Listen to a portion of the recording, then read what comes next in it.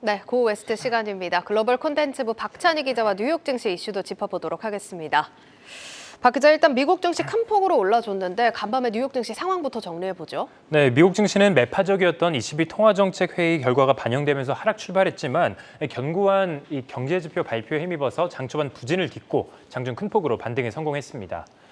이어서 한번 살펴보도록 하겠습니다. S&P 500 지수와 나스닥 지수가 6거래일 연속 상승하면서 14개월 내 최고치를 기록했고 이 다우 지수도 400포인트 넘게 랠리를 보이는 등 3대 지수 모두 1% 넘게 올랐습니다. ECB는 이번 회의에서 25bp 추가 인상을 결정한 데 이어서 다음 달에도 또 한 번 인상할 가능성이 있다고 밝히면서 투자 심리를 위축시켰는데요. 간밤 발표된 5월 소매 판매가 예상치를 상회했고 또 5월 수입 물가도 하락해서 인플레이션 우려를 낮추면서 지수를 끌어올렸습니다.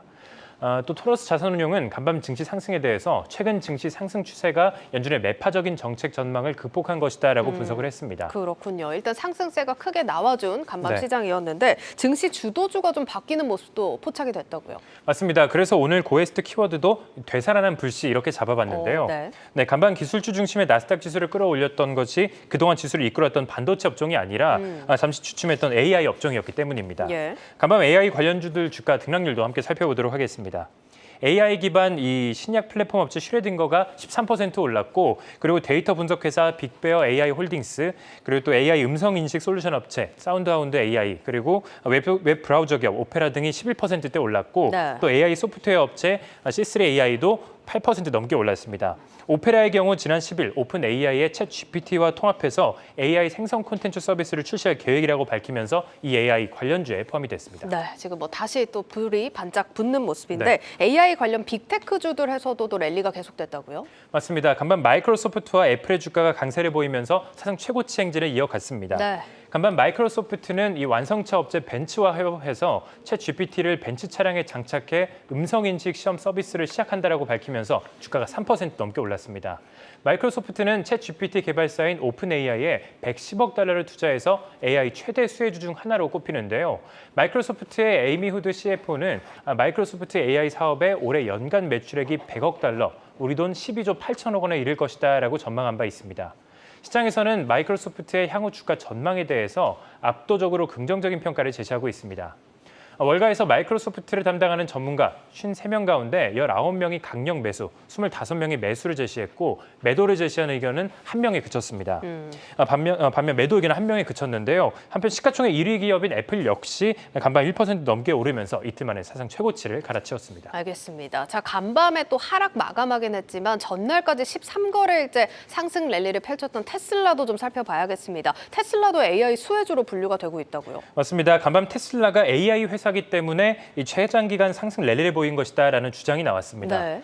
CNBC에 따르면 모건 스탠리의 아담 조나스 분석가는 테슬라의 최장기간 상승 랠리는 그 어떠한 요인도 아닌 AI가 주도했다라면서 현재 시장에서는 테슬라를 AI 주식 회사라고 이렇게 믿고 싶어한다라고 분석을 했습니다. 그러면서 올해 증시에서 AI와 조금이라도 연관 있는 주식들은 일제히 급등했다라면서 연초 이후 엔비디아가 186%, 메타가 127%, 애플이 41%, 마이크로소프트가 40% 상승했다라고 설명을 했습니다. 한편 시장에서는 테슬라 향후 주가 전망에 대해서 대체적으로 긍정적으로 평가하고 있습니다. 월가에서 테슬라를 담당하는 전문가 48명 가운데 43명 가운데 매수를 제시하는 의견은 15명, 강력 매수 7명, 여기서 22명이 매수 의견을 제시했고 반면 매도 의견을 제시한 것은 5명에 그쳤습니다. 네, 그러면 주도주가 지금 반도체에서 AI로 넘어갔다고도 볼 수 있을까요? 네, 앞서 제가 미국 증시 주도주가 반도체에서 AI 이렇게 넘어가고 있다라는 움직임이 나오고 있다 이렇게 말씀을 전해드렸었는데 네. 실제로 간밤 엔비디아가 차익 실현 물량이 출회되면서 하락한 가운데 다른 반도체 업종들도 약세를 보였거든요.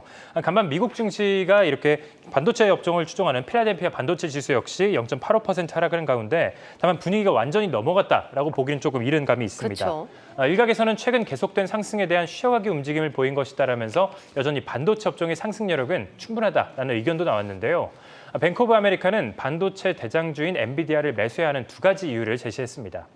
뱅크 오브 아메리카는 엔비디아가 새로운 그래픽카드를 출시하면서 이 그래픽카드 시장 점유율이 급증했고 또 RTX 4060을 출시한 이후 매출 확대 전망이 나온다 이렇게 이야기를 했습니다.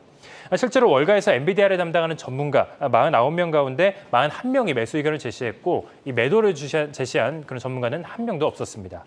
매수 의견을 제시한 전문가들 중 최고 목표 주가는 현재 주가 대비 66% 추가 상승 여력이 있는 $710에 달했습니다. 네, 여기까지 듣도록 하겠습니다. 뉴욕 증시 이슈 글로벌 콘텐츠부 박찬희 기자와 정리했습니다.